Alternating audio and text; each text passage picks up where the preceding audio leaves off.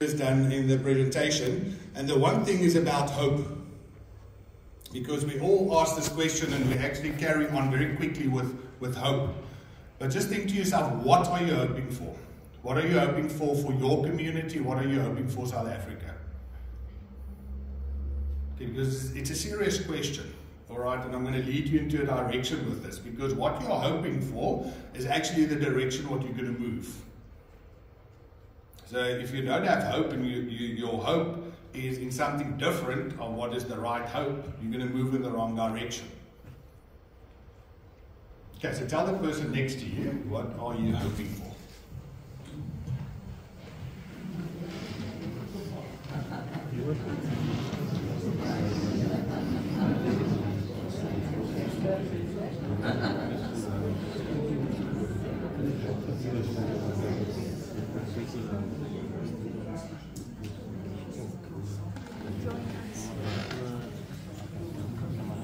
Okay guys, an interesting question, because it's one thing to say I've got hope, but what are you hoping for? And what I'm saying is just, so we need to anchor our hope in the right direction. So if we are hoping, let's say, for more money, alright, then you're going to do everything in your power to get more money.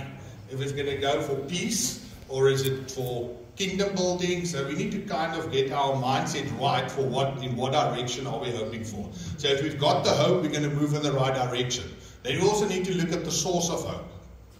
So what are you hoping in? So is my hope in my finances? Is it in my family? Is it in my husband? Is it in my wife?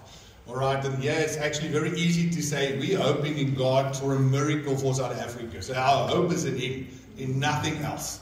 Alright, it's not by power or might, but only by my spirit that this country can be changed. And that's one thing that we totally believe in. Alright, and then we go to the definition of what is faith. Okay, faith is what we hope for and what we don't see. Alright, so hope is actually, it's a holy thing. Alright, what you're hoping for. Alright, and just think of the next step. So in Hebrews it's saying, 5, I think verse 6, it's saying, you cannot please God without faith. Alright, and actually if you take faith, then it's actually hope. So what you're hoping for need to be pure. Okay, so what we are hoping for this country needs to be pure. What we are hoping for our neighbor needs to be pure. Alright, so hope is a thing that we quickly go past, but we need to know what is the hope where we're going to. Because what we're hoping for is where we're taking this nation, or where we're taking Worcester. So do this thing if you guys get together. Say, what are we hoping for Worcester? What am I hoping actually for myself or for my family? Because it's taking responsibility of what the Holy Spirit is saying on where is the direction that we're moving in. Alright, so test that. So we also leave this as an open question, because I cannot tell you what you're hoping for. Alright, it's a Holy Spirit, like I said, it's a holy thing about faith. Where am I putting my faith? What am I hoping for? And that is basically what you bring to the table. Because one of the things that was on here is Nehemiah about rebuilding the walls. Because to rebuild the walls of South Africa out of a prophetic Old Testament story is to say, I need to build in front of me what is in front of me. Alright, and actually your hope determines what am I going to build in front of me. So if there's no hope, what are you going to build? Or in what is the hope? Or what are we, in what direction are we going? Right, so just think about that. The other thing also that you touched on was the gifts. So everybody that's sitting here, you have gifts. So what Time to Rise is saying, we don't want to take you out of the gifts. We want to take your gifts, develop your gifts, and if it's in church, if it's in your business, if it's a mom at home, if it's the elderly, you've got a gift that you need to give. And one thing that I see, was there that a lot of people is not looking at, and it's a major thing, it's called sages, and that's basically mentors. And mentors are saying, so how do we transfer knowledge, capital knowledge that we've got, knowledge as parents, knowledge as workers, how do we transfer that knowledge to the youth?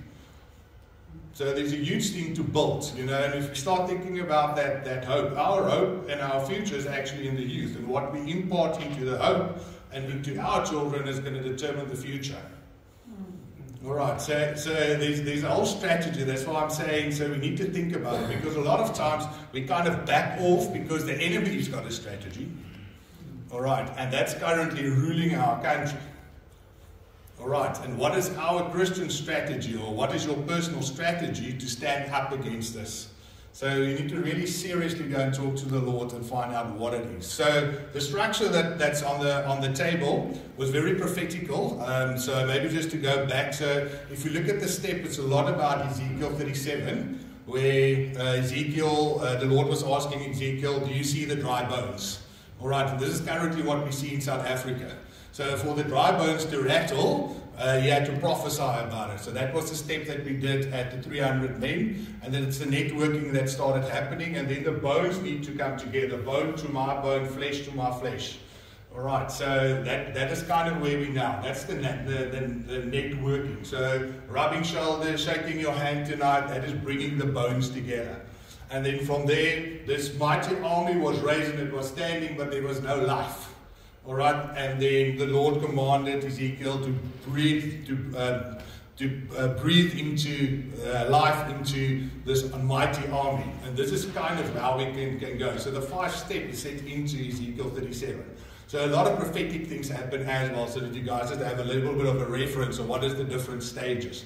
So we're currently in the stage where we kind of be bringing the dry bones together out of a prophetical thinking, and then now we need to get together and we need to build.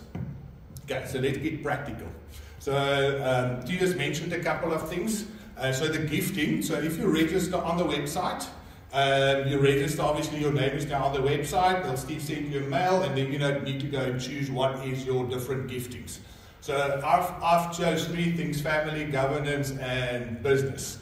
And at the end, I'm not getting to any of them. So I decided I need to choose one. So for me, it was governance. So I'm looking in what's happening in the governance group. Now, what in this Telegram group basically happen? You join a Telegram group, and then these guys meet 2 weekly or monthly, sometimes weekly, and then they download what the Lord is saying, specifically in your area. So there's your community is usually a lot of farmers, or Johan in ministry, for full-time ministry. You join those groups, and whatever the Lord is downloading, new things, we put that on the groups, and then this is the kind of the downloads that we have, and then the action teams is from there you get the knowledge, what they're saying about the information is at national level, and we need to roll it out in at ground level, and this is why we need people at ground level.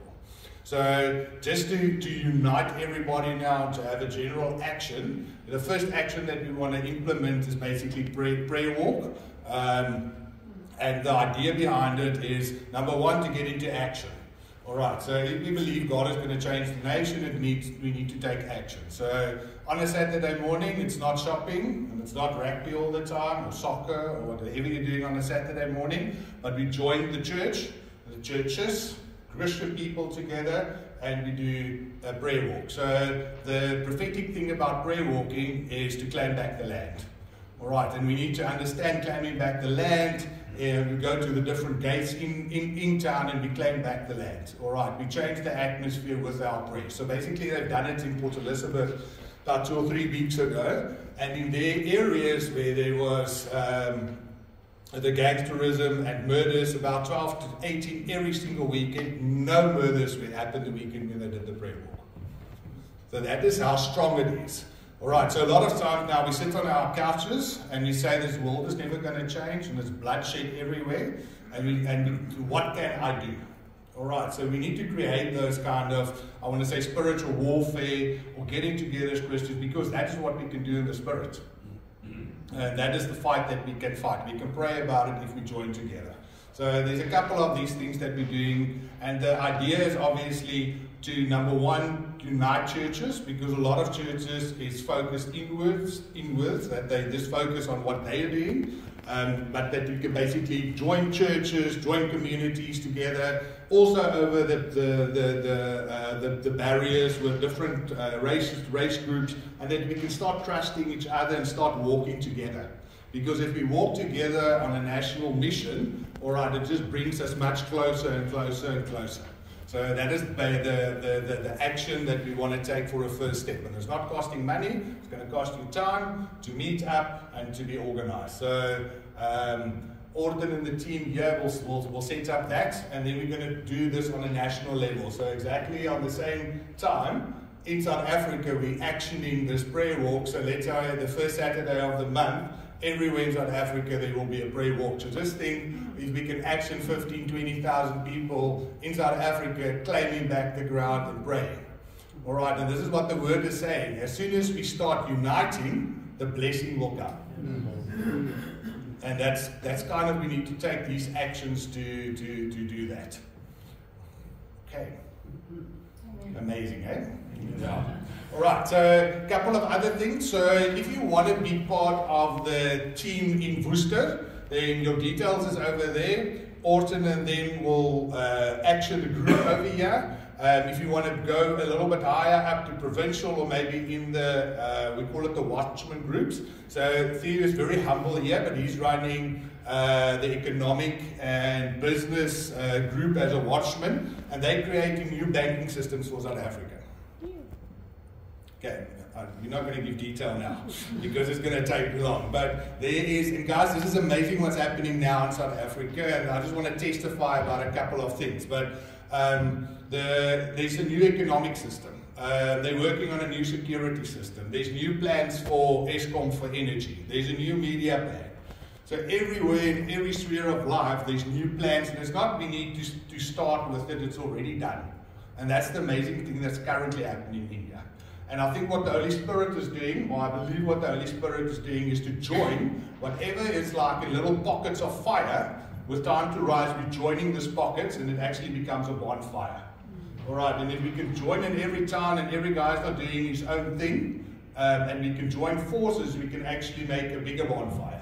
So let's say there's a soup kitchen. Half of the soup people that's in the soup kitchen is tired, and they need to do everything on their own. And maybe you could spare them 2 or 3 hours in a week, or maybe in a month, and if you 10 people, at least each part people has got 30 hours extra of people helping them.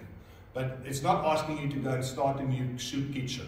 So one thing that the word is always saying, in the rule, that God has already put people in place, so He's already planted seeds and people are already working. We just need to join the force behind it. You don't need to start new things, because it's already been done. God has already planted seeds in South Africa everywhere. So everywhere we go, every day I talk to people, it's already done. It is really amazing to see what God is doing in South Africa at the current moment. And the more you speak to people around it, so, you guys are mostly kind of Worcester orientated, but I speak to people in Uppington this week, in Kimberley, in Gramstad. One of the guys in Middelburg, a church leader there, he was anointed by a 2-3-year-old girl, and just like in the Holy Spirit totally came over him. So this is currently happening in South Africa. And we need to know that the revival is here. So if we talk about revival, we carry anointing in the Western Cape, and I don't know if you guys know it, but Reinhard Bonnke already prophesied in 1982 that the fire and the revival will start in the southern tip of Africa from Cape to Cairo. And that is what we currently carry at this time, at our specific time and in our specific area. And how does the revival start? It's like in building up what is in our hearts, what God has put in our hearts. All right, if we bring the revival, we start talking revival, and we get more people to believe it. So as little fires that comes together, the revival will move up from here. But this is what we carry. Each person that's sitting here, you carry revival in your heart, and actually a responsibility of a prophecy. And we stand in an age where we can see this come true. Okay, so I just want to kind of move you guys a little bit into territory and really what we're seeing. So personally, God has told me in the last 6 months to move out of my church. Okay, so every Sunday I go to the same church, we sing, I get filled with the Holy Spirit, and I go home, and next week the same thing. And every week is fantastic because I just get filled, and I just get filled, and I just get filled. So somewhere there needs to be an overflow, and you need to get, I want to say, out of your church. You sent. So what God has told me is to move into different colored churches. So go over the road into the black communities, into the brown communities, and start working with the fraternals. And what I'm seeing, guys, there is absolutely amazing. All right, the Holy Spirit is moving in our townships like you won't believe. Okay, and I'm going to say something that's maybe going to offend people, all right, but just listen to what I'm saying. A lot of the white people is very rich in material things, all right, but we're actually poor in the spirit. If I go to townships, all right, they are rich in the spirit, but poor of what we see. Guys, it is amazing, all right, and God is shifting my mind and transforming me just because I move out of my comfort zone and I don't do World Cup every afternoon and watch rugby all the time. So I just decided to go and see what's on the other side of the road. So I'm going to ask you guys, very nicely, just try it, all right, to see what God is doing. So in my business, I export a lot of products, wine and stuff into Africa, and it's my ministry as well. And I travel Africa quite a bit. And last year when I came back, my words were only, I can see the Holy Spirit moving in Africa. And I've always thought Africa is dark because all the media tell us how dark is Africa. But I've been in African churches where, guys, it's amazing how the Holy Spirit moves there. All right, so the big thing about Time to Rise, and the end goal is actually to see Africa saved, because Africa is in bondage, the whole Africa. All right, and if you talk about the prophecy, it actually means the whole of Africa. The fire is going to be united here, and then we're going to take it into Africa. So then you guys, and for me as well, I think, how is this going to happen? All right, so I just want to tell you how the Holy Spirit works. It's really, really amazing. So about 4 or 5 weeks ago, we were invited to a seminar in Mossel Bay, and a guy by the name of David Malope did the conference, and he was asking all the fraternals, all the pastors to come over. We met him, he said, I want to eat with you guys tomorrow. And we made a braai at my house, invited David, so he invited us to a CEO summit. That was a Pinnacle Point, 8,000 Rand to attend it. He said, no, you guys come for free, I will interview you.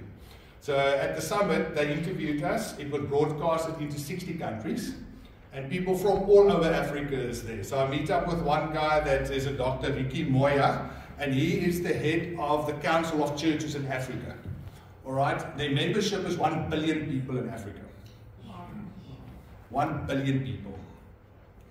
All right, so, and then over here, we don't understand what we really carry. So the church in Africa is ready to receive what we can start here. Okay, how amazing is that? So one of the wines that I do is a communion wine, non-alcoholic. So he's asked me to come to the conference, 4,000 leaders in Johannesburg in 2 weeks' time, that they want to do our communion wine into Africa.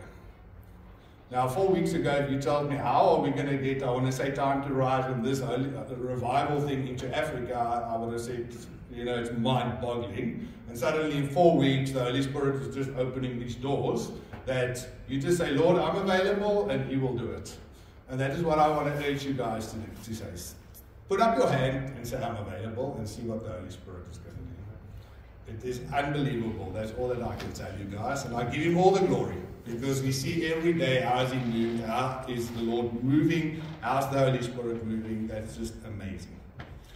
All right, so can I just want to do one or two practical things. So